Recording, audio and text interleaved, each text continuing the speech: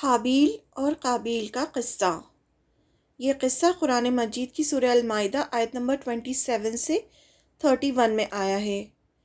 آدم علیہ السلام کے بیٹوں میں سے دو بیٹے تھے، قابیل اور حابیل۔ حابیل اور قابیل۔ قابیل کے ساتھ جو بیٹی پیدا ہوئی تھی وہ بہت خوبصورت تھی، یعنی جو اس کی جڑواں بہن تھی وہ بہت خوبصورت تھی، لیکن حابیل کے ساتھ جو بیٹی پیدا ہوئی تھی وہ خوبصورت نہیں تھی، یعنی حابیل کی جو جڑواں بہن تھی وہ خوبصورت نہیں تھی۔ قابیل نے آدم علیہ السلام سے کہا کہ وہ اپنی جڑواں بہن سے شادی کرے گا۔ ان کی شریعت میں کیا تھا کہ جو بچے ایک ساتھ پیدا ہوتے تھے ان کی شادی نہیں ہوتی تھی، الگ الگ جو پیدا ہوتے تھے ان میں آپس میں شادی ہوتی تھی۔ تو حابیل کی شادی ہونی تھی قابیل کی بہن سے، اور قابیل کی شادی ہونی تھی حابیل کی بہن سے، لیکن حابیل کی بہن جو تھی وہ خوبصورت نہیں تھی، تو قابیل نے کہا کہ وہ خود اپنی ہی جڑواں بہن سے شادی کرے گا۔ آدم علیہ السلام سے اس نے کہا۔ آدم علیہ السلام نے منع کر دیا، کیونکہ ان کی شریعت میں اللہ تعالیٰ نے اس کی اجازت نہیں دی تھی، کیونکہ یہ حرام تھا، تو آدم علیہ السلام نے اس کے لیے منع کر دیا۔ قابیل سخت مزاج تھا۔ قابیل اپنے نیچر میں بہت سخت تھا، وہ کھیتی کرتا تھا۔ جب کھیتی کرتے ہیں تو ہمیں ہل چلانا ہوتا ہے، تو وہ بہت سخت مزاج تھا، لیکن حابیل نرم مزاج تھے۔ ادھر حابیل بہت نرم مزاج تھے، وہ بکریاں سنبھالتے تھے۔ جب بھی انسان بکریاں سنبھالتا ہے تو وہ بہت نرم مزاج ہوتا ہے، کیونکہ بکریاں ایسی ہوتی ہیں کہ نہ ان کے ساتھ ہم سختی کر سکتے ہیں اور نہ انہیں چھوڑ سکتے ہیں۔ تو حابیل بکریاں سنبھالتے تھے اور بہت نرم مزاج تھے۔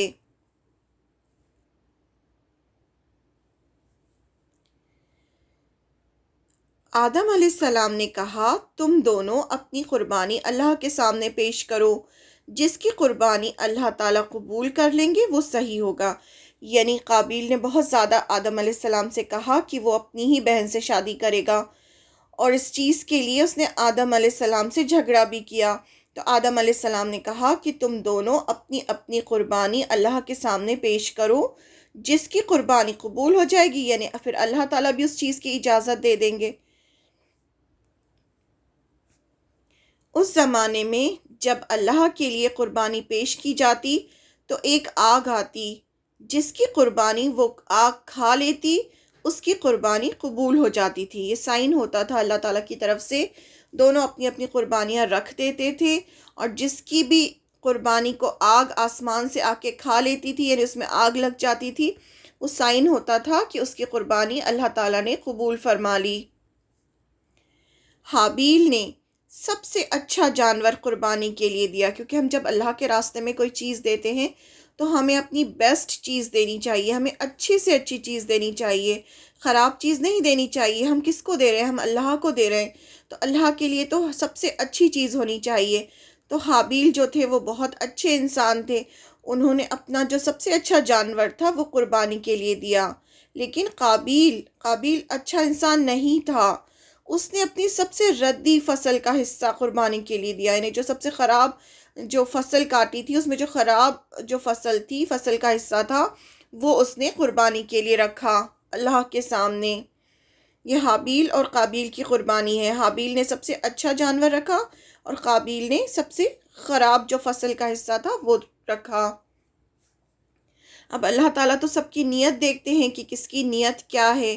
آگ آئی، آسمان سے آگ آئی اور حابیل کی قربانی کو کھا لیا۔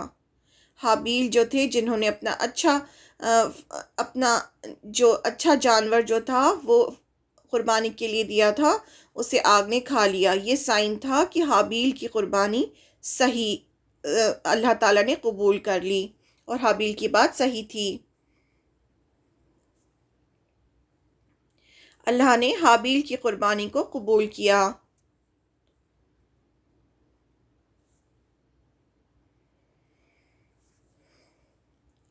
قابیل کا حابیل کو قتل کرنا۔ اب قابیل بہت غصہ ہوا، اسے بہت جلن ہوئی حابیل سے کہ حابیل کی قربانی کیوں قبول کر لی گئی۔ تو ایک دن موقع دیکھ کر اس نے حابیل سے کہا کہ میں تمہیں ختم کر دوں گا، I will kill you۔ اس پر حابیل نے کہا میں تم پر ہاتھ نہیں اٹھاؤں گا۔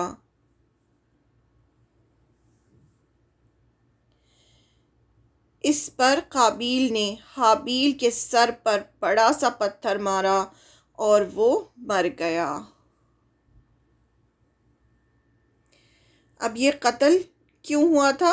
حسد کی وجہ سے، حسد کی وجہ سے قتل ہوا تھا۔ حسد کرنے لگا تھا جو قابیل ہے وہ حابیل سے، اس وجہ سے اس نے اس کو مار ڈالا۔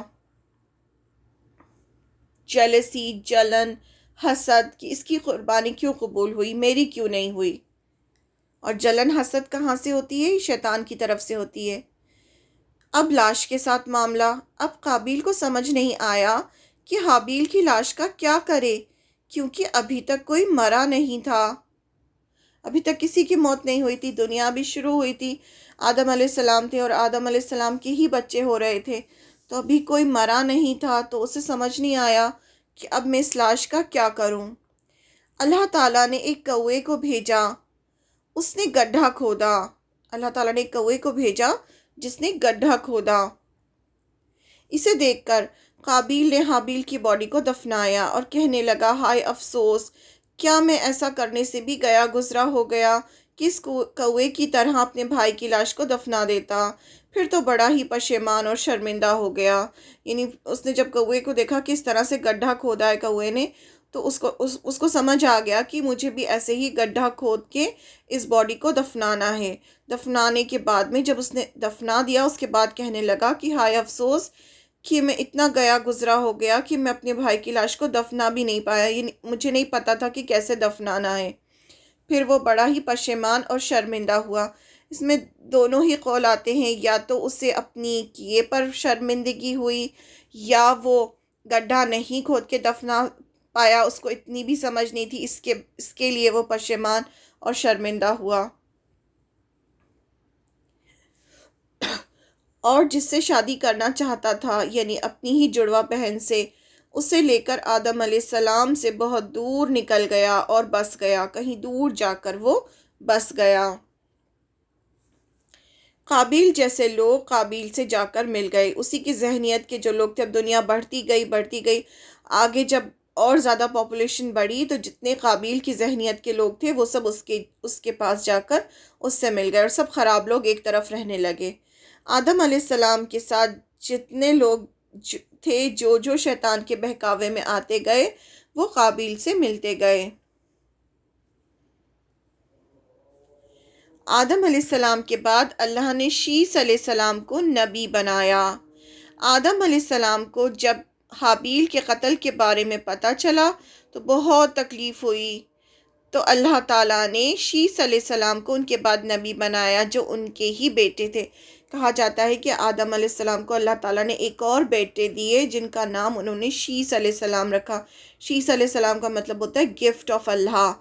تو اللہ تعالیٰ نے ان کو ایک اور بیٹا دیا، اور وہ بہت فرما بردار اور بہت اچھے بیٹے تھے، اور آدم علیہ السلام کے بعد شیس علیہ السلام اللہ کے پیغمبر بنے، نبی بنے۔ شیس علیہ السلام کو وصیت۔ آدم علیہ السلام نے شیس علیہ السلام کو سارا علم سکھایا۔ اللہ نے 104 صحیفے ہوتے ہیں ریٹن لاز، شریعہ صحیفے، پیجز یا پھر ریٹن لاز کو کہا جاتا ہے، اتارے۔ ٹوٹل اللہ تعالیٰ نے 104 صحیفے اتارے تھے، اس میں سے 50 صحیفے شیس علیہ السلام کو دیے، کیونکہ اس ٹائم دنیا شروع ہو رہی تھی، تو لاز جو تھے وہ ٹوٹل اللہ تعالیٰ نے 104 صحیفے اتارے، اس میں سے 50 صحیفے شیس علیہ السلام کو دیے۔ پھلوں کی خواہش کرنا اور بیٹوں کا پھلوں کو ڈھونڈنا۔ جب آدم علیہ السلام 960 ایئرز کے ہو گئے تو بچوں سے کہا مجھے جنت کے پھل کھانے کی خواہش ہو رہی ہے۔ سارے بچے ادھر ادھر پھیل گئے۔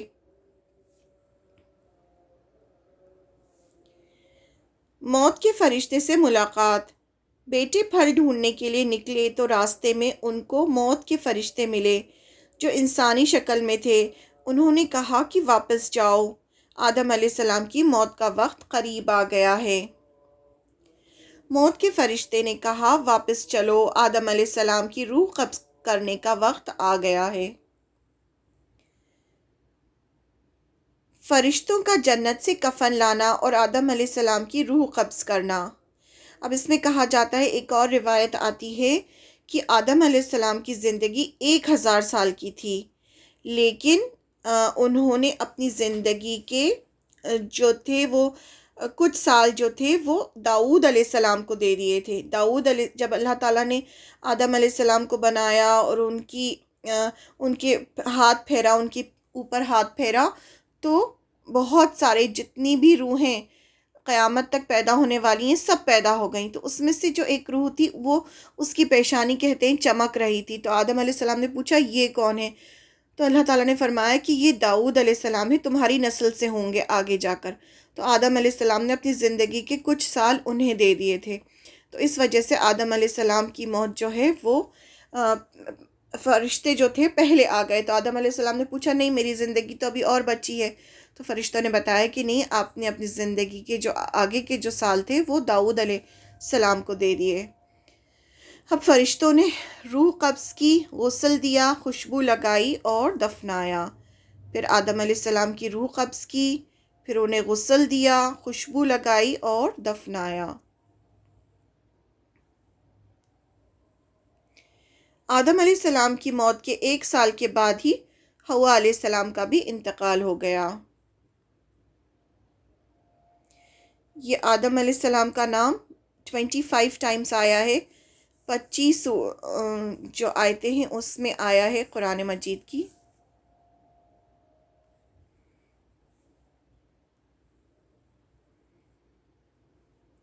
یہ سارے ریفرنسز ہیں جہاں آدم علیہ السلام کی سٹوری آئی ہے۔ سورہ البقرہ، سورہ آل عمران، سورہ النساء، سورہ الاعراف، سورہ المائدہ، سورہ الحجر، سورہ بنی اسرائیل، سورہ کہف، سورہ طٰہٰ، سورہ انبیاء، سورہ رحمان، سورہ صاد، ٹوٹل 97 ہیں۔ تو اگر ہم پوری آدم علیہ السلام کی سٹوری کو اچھی طرح سے پڑھ لیتے ہیں تو ہماری قرآن مجید کی 97 آیتیں کمپلیٹ ہو جائیں گی انشاءاللہ۔ سبحانک اللہم و بحمدک، نشہد ان لا الہ الا انت، نستغفرک و اتوب الیک۔ السلام علیکم ورحمۃ اللہ وبرکاتہ۔